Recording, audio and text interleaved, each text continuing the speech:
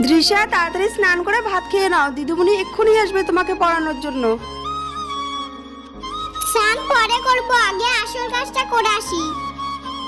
সন্ধে হয়ে যাচ্ছে, দিদিমণি এখনো আসছে না। আজকে আসবে কি আসবে না, একটা ফোন করে দেখি তো কি হয়েছে।